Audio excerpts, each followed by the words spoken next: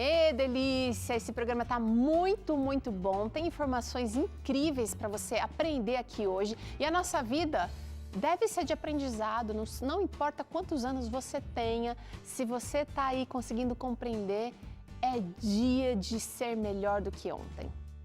Olha, quando a gente pensa, quando a gente fala de vírus, automaticamente a nossa mente já imagina lá aquele vilão que causa muitas doenças, febre amarela, gripe, poliomielite e a mais recente de todas elas, né, Covid-19. Só que o nosso organismo possui alguns vírus que, ao invés de atacar, ao invés de destruir, eles contribuem para promover a saúde do corpo. Olha que maravilha! Mas qual seriam esses vírus, né? Qual o papel desses vírus bons aqui em nós? Em que parte do corpo eles ficam localizados? Queremos saber tudo. E para isso a gente convidou o geneticista Dr. Tiago Alves para essa conversa de hoje. E eu convido agora você também para participar dessa conversa. Ao longo do programa você pode mandar aqui a sua interação pelo nosso WhatsApp. Talvez você já tenha até salvo aí na sua agenda. Ou então você pode acessar pelo QR Code aqui na sua tela. Vai lá, ele vai ficar entrando e saindo ao longo aqui da conversa, você pode acessar, ou então você pode digitar aí, olha, 12 9, tá marcando aí?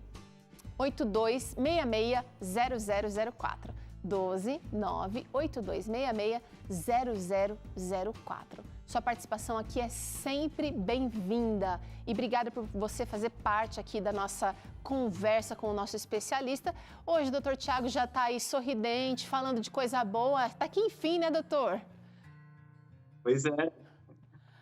Boa tarde a todos, boa tarde, Teru, boa tarde a você que está assistindo o programa Vida e Saúde. É um prazer estar aqui novamente, num momento tão especial, aniversário do Vida e Saúde, 12 anos. Eu gostaria de parabenizar a Teru, a produção, pelo programa.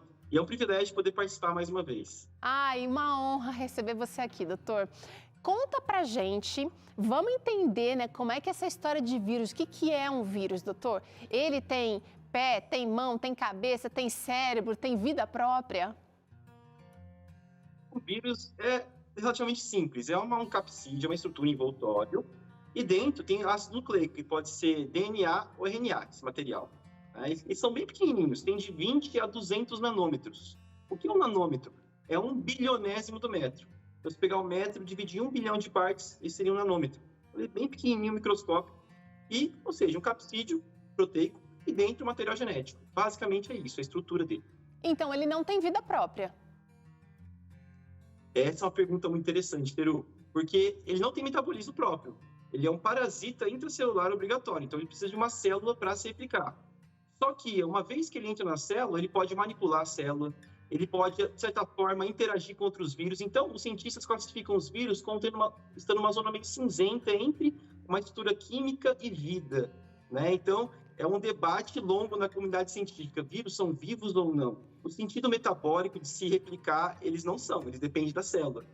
Só que parece que eles têm uma certa informação inteligente, eles conseguem abrir as chavinhas da célula, entrar dentro dela, se replicar. Então, é um mistério como a gente classificar os vírus da forma correta. Muito louco pensar sobre isso, porque mesmo não tendo vida, né, não tendo ali aqueles ingredientes que a gente poderia classificar como seres vivos, eles têm um certo tipo de inteligência para usar células ou usar seres vivos para fazer o que eles querem, para comandar ali. Agora a gente quer saber, doutor, qual é a importância dos vírus para a regulação da ecologia e da bioquímica, assim, vamos pensar em nível global.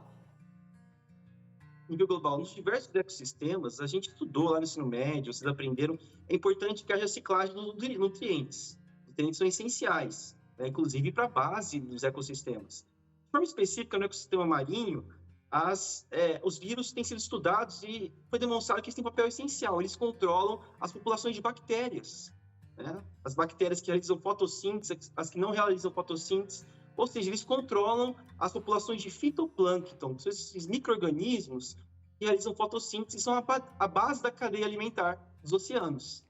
Eles controlam essas populações de micro-organismos, eles controlam as populações de algas também. Então, quando uma alga começa a se multiplicar muito, isso pode inibir o crescimento de outras populações, pode liberar toxinas. Então, esses vírus controlam as populações, como se eles fossem agentes controladores, né, do ecossistema e, ao mesmo tempo, proporcionar a ciclagem de nutrientes. Então, ao destruir um organismo, controlar a população, ele vai liberar os nutrientes do ecossistema e realimentar esse ecossistema.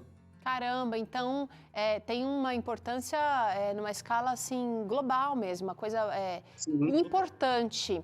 Agora me conta o seguinte: será que existem, será não? Certamente existem vírus também no nosso corpo. Onde é que eles ficam?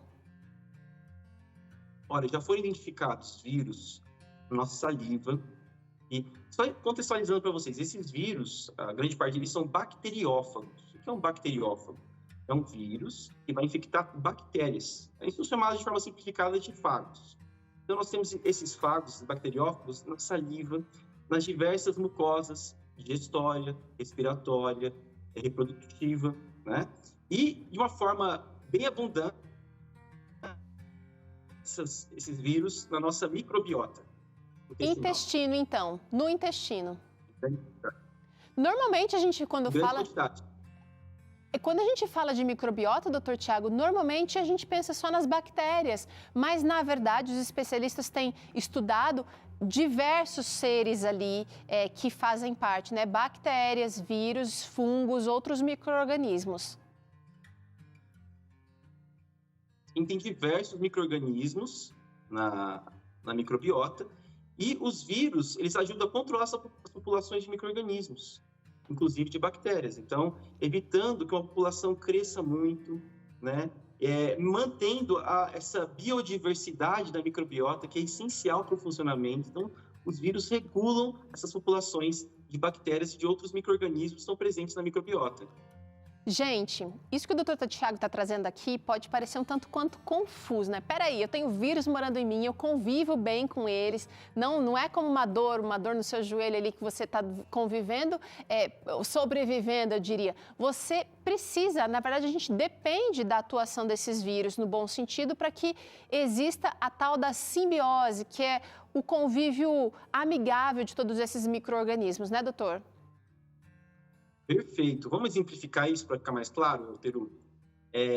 Tem algumas populações de bactérias, por exemplo, no nossa microbiota, e elas existem lá, mas caso elas cresçam muito, caso gere uma disbiose, que a gente chama, né, um desequilíbrio de alguns tipos de bactérias, isso pode prejudicar a nossa saúde. Um exemplo é a Clostridium difficile, C. difficile. Essa bactéria existe, mas quando existe um desequilíbrio, a população cresce muito e pode causar quadros inflamatórios no nosso intestino.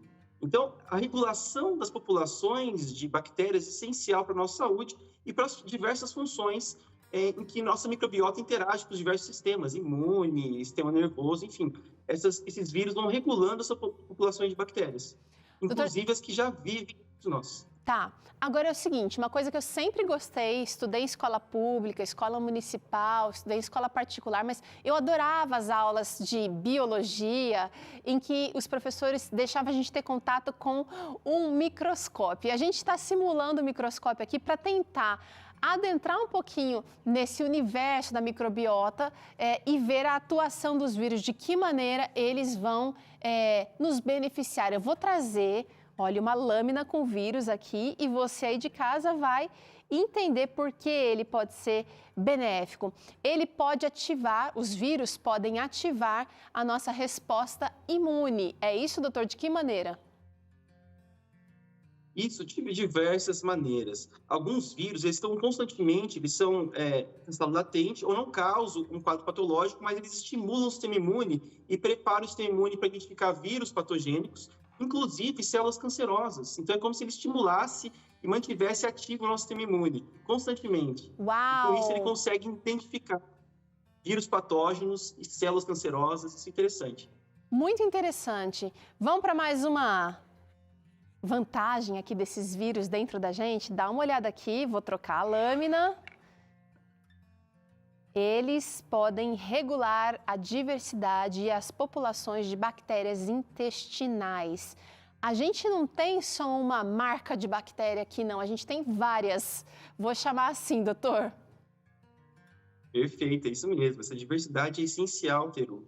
E muitas vezes, de acordo com a disponibilidade de nutrientes esses vírus podem atuar mais ou menos impedindo que uma população se sobreponha sobre a outra, mantendo essa biodiversidade.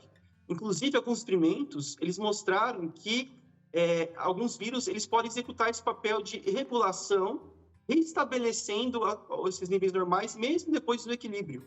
Então, é como se ele soubesse qual a biodiversidade necessária para ter essa estabilidade, essa homeostase. Gente, que coisa, né? Quando a gente entra nesses assuntos, doutor Tiago, eu fico pensando como a gente pode excluir Deus de todo esse funcionamento tão inteligente, tão perfeito, tão equilibrado para manter a gente vivo. Porque até quando a gente abusa, né? Quando a gente usa fritura, quando a gente usa muito açúcar, quando a gente abusa do antibiótico, por exemplo, que vai mexer com essa população bacteriana aqui, a gente tem mecanismos para que o nosso corpo volte a se restabelecer nesse equilíbrio. Eu acho incrível a misericórdia e a sabedoria de Deus. Vamos para mais um benefício aqui, gente, de vírus dentro da gente, dentro da nossa microbiota. Olha essa lâmina, gente. Esses vírus controlam processos inflamatórios. Isso. Eu citei o exemplo anteriormente da ser difícil, né? Caso essa população pode crescer muito, mas várias condições crônicas, agudas, inflamatórias, intestinais e de outras partes do corpo são causadas por bactérias. Então, quando esses bacteriófagos localizam essas bactérias e neutralizam as bactérias patogênicas, eles impedem essa reação natural do sistema imune, que é a inflamação, a resposta inflamatória. Então, eles impedem que esse patógeno, vamos dizer assim, execute seu efeito nefasto no nosso corpo, neutralizam ele e, consequentemente, o processo inflamatório não se inicia. E a gente não vai ter, posteriormente, uma inflamação, um quadro crônico, por exemplo. Agora, eu quero saber o seguinte, doutor. Será que, da mesma maneira que a gente pode afetar a população bacteriana aqui da microbiota, a gente também pode afetar com as nossas ações esses vírus benéficos daqui? Lembrando que as populações, isso é importante, Teru, as populações desses vírus, esses fagos, elas são diretamente relacionadas às populações de bactérias. Então, as recomendações em relação à microbiota, de você ingerir alimentos pré-bióticos, os probióticos, é essencial para manter essa diversidade da microbiota, e essa diversidade de fagos, de bacteriófagos, acompanha essa diversidade. Legal, relacionados legal. Um ao outro. Então, as mesmas indicações são também aplicáveis para essas populações de vírus. Não só isso, mas você aí de casa, ontem a gente fez um programa aqui muito legal com a doutora... Me fugiu o nome. Não, a gente falou com a nutricionista, a doutora Amanda. A doutora Amanda falou um pouquinho sobre como a gente, às vezes, está agredindo ali o tecido do intestino por não reconhecer algo que está machucando. Com certeza, isso também vai afetar essa população. Então, é interessantíssimo você se autoconhecer, você ouvir o seu corpo. Tânia Santos sempre fala que escuta, respeita o seu corpo. Nessa questão intestinal também é muito importante. Vamos trazer mais uma lâmina aqui para ser analisada, para ser aproximada pelo nosso microscópio aqui e entender bons resultados dos vírus. Eles promovem a homeostase intestinal. O que isso quer dizer, doutor? Homeostase é equilíbrio, tá? Então, equilíbrio das funções intestinais, eles são essenciais, tá? Então, o processo digestivo, lembrando que a microbiota, ela é muito mais do que um aglomerado de micro-organismos, é como se fosse um órgão à parte, né? E interage com os diversos sistemas do nosso corpo. Então, a estabilidade, o equilíbrio dessa microbiota também está relacionado com o equilíbrio de outros sistemas, sistema nervoso, sistema imune, sistema digestório. Então, ao controlar essas populações de bactérias, esses vírus ajudam não só a homeostase da microbiota, mas a homeostase corporal de uma forma ampla, né? Então, são essenciais. Maravilha. A gente fez recentemente um programa aqui sobre detox. Ontem a gente falou sobre lactose aqui. Então, agora as fichas vão caindo. Tá fazendo sentido aí para você? Você perdeu? Então, fazer uma pausa aqui na conversa com o Dr. Tiago, você pode acessar os nossos conteúdos todos. Corre lá no YouTube, nosso canal é Vida e Saúde NT. Lá tem conversa com vários especialistas tratando dessas peças do quebra-cabeça aqui. Agora chegou a interação aqui na nossa tela que eu quero trazer. Quem está com a gente agora é a Edilene. Oi, Edilene! bem-vinda novamente. Ela diz que tenta cuidar o melhor possível do intestino, mas mesmo assim sofre com o intestino preso. Quais atitudes podem estar matando os meus bons vírus, disse a Edilene aqui. Doutor Tiago já deu uma passada nesse tema aqui, mas acho que vale relembrar, doutor. Sim, Edilene, boa pergunta. Como eu disse anteriormente aqui no programa, vamos dizer, se a população de bacteriófagos, de fagos, acompanha a população de bactérias, porque a gente até discutiu, né? Será que bacteriófagos são seres vivos ou não? Eles estão em estado latente, eles dependem do seu hospedeiro para se multiplicar. E o hospedeiro dos bacteriófagos são as bactérias. Então, ao manter uma biodiversidade de bactérias saudável na minha microbiota, eu também vou estar preservando esses vírus, tá? Então, uma coisa está relacionada com a outra. Dr. Tiago falou aqui, Edilene, sobre a possível utilização de probióticos, prebióticos, alimentos ricos em fibra que ajudam nessa população aqui, que vão fazer uma fermentação legal para que esse equilíbrio aconteça, o uso abundante de água e excluir aqueles alimentos que já se sabem que são constipadores, tá bom? Queijo, normalmente, farinha branca, às vezes podem interferir aí nesse trânsito intestinal. Mas a gente quer trazer mais uma lâmina para o Dr. Tiago trazer benefícios aqui de vírus para a gente. E essa última aqui vai falar um pouquinho sobre a restrição que esses vírus acabam trazendo, né? Restrição da proliferação dos patógenos. Não são apenas vírus que eles vão combater. Bactérias também podem, em desequilíbrio, podem trazer confusão para a gente. Inflamação. Tem várias bactérias, né? Salmonela, enfim, outros problemas, bactérias que podem causar doenças, quadros inflamatórios. Então, esses vírus identificam essas bactérias e neutralizam essas bactérias, impedindo que elas causem danos ao nosso corpo. Então, elas vão controlar essas populações patogênicas, tanto no nossa microbiota, como em outras partes do sangue, do corpo. Como eu disse para vocês, já foi identificado bacteriófagos na saliva, no sangue, na pele. Obviamente, a gente está dando um enfoque na microbiota, porque tem mais de 140 mil espécies de bacteriófagos na nossa microbiota. Então, a ênfase aqui, mas nós temos bacteriófagos em diversas partes do nosso corpo. Agora, doutor Tiago, os especialistas têm se aprofundado tanto nesse tema que, às vezes, eu, como leiga, né, acabo lembrando somente de doenças mais, assim, pontuais, talvez mais, assim, agudas, quando, na verdade, os especialistas têm mostrado o papel dessa microbiota para hábitos do estilo de vida que a gente, às vezes, desconhece, né? Obesidade estão relacionadas a essa boa saúde da microbiota, diabetes, o controle do diabetes e doenças crônicas não transmissíveis que talvez você esteja enfrentando por aí. Chegou uma interação aqui, doutor Tiago, que eu quero trazer na tela mais uma vez, da Marisa dessa vez. Parabéns, em especial, pelo programa de hoje. Esperava por isso há tempo. Sofro com a doença de Crohn, já tem 2 anos, e sonhava em ver esse tema abordado por vocês, diz a Marisa aqui. Um grande abraço para você, Marisa. Força aí, eu sei que Crohn não é fácil, mas é possível viver bem com a ajuda de cuidados e conhecimento também. Doutor Tiago, existem vírus que podem nos proteger de bactérias que causam doenças? O senhor já respondeu aqui, mas eu quero saber como é que funciona esse mecanismo dos vírus sendo utilizados para matar células cancerosas. Você falou disso no começo, mas não ficou bem claro. Então, existem vírus que eles podem identificar, eles podem ser, vamos dizer assim, modificados para identificar células cancerosas. E daí eles vão promover um ciclo lítico, que a gente chama, que é a destruição dessas células. Eu posso também modificar os vírus como vetores, porque o vírus, como a gente sabe, ele conhece, eles têm as chaves que abrem a célula. Certo. Então eu posso inserir elementos dentro do vírus, como um cavalo de Troia, e levar ele até as células cancerosas. Ele vai conseguir abrir a célula cancerosa e inserir elementos que vão impedir que essa célula se divida, se multiplique, vão regredir o tamanho de um tumor. Então, isso já está disponível, terapias baseadas em vírus.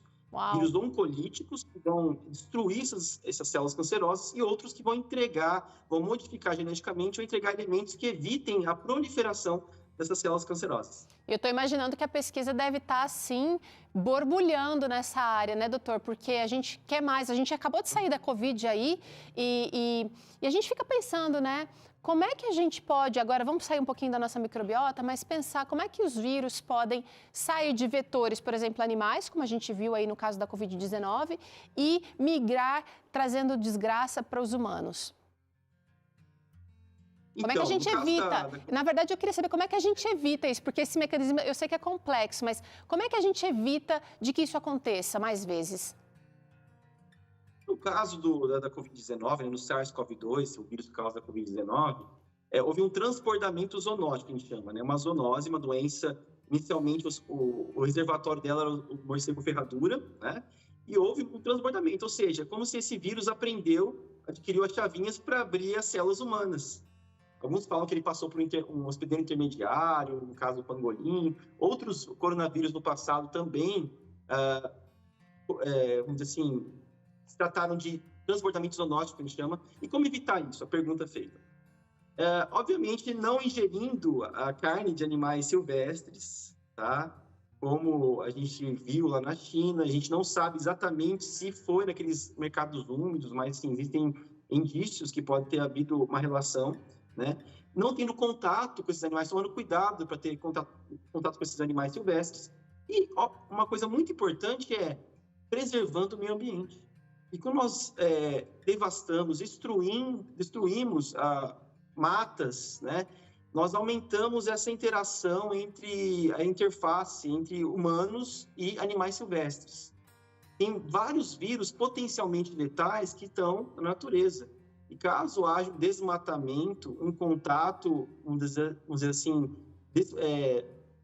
sem a devida proteção com esses animais silvestres, isso pode desencadear várias zoonoses, transbordamentos zoonóticos que podem originar novas pandemias, né? Como a gente viu agora da Covid-19. Eu tenho certeza que fez sentido para você aí de casa, porque talvez os especialistas conheçam um pouquinho mais dessa interface, né? Desse cruzamento de dados entre vírus animais com vírus humanos, mas eu e você não sabemos, então é bom a gente cuidar um pouquinho, respeitar cada um aí no seu cantinho. Eu quero agradecer, doutor Tiago, pela aula maravilhosa mais uma vez aqui e convidar a galera para te seguir lá no Instagram, @professor.tiagoalves, professor abreviado, então @prof.tiagoalves, para você ter mais conteúdos inteligentes aí. Para de perder tempo na internet, vai gastar tempo com coisas boas.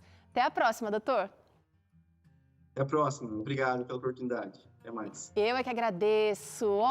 A gente pausa agora. Na volta é hora de se mexer por aí. Tânia Santos traz mais um treino de circulação ativa por aqui. E hoje, como receita de festa que temos bolo festivo para comemoração dos 12 anos que o Vida e Saúde completa hoje. Olha aí, saudável. Eu volto já com essa sugestão e outras coisinhas mais para você.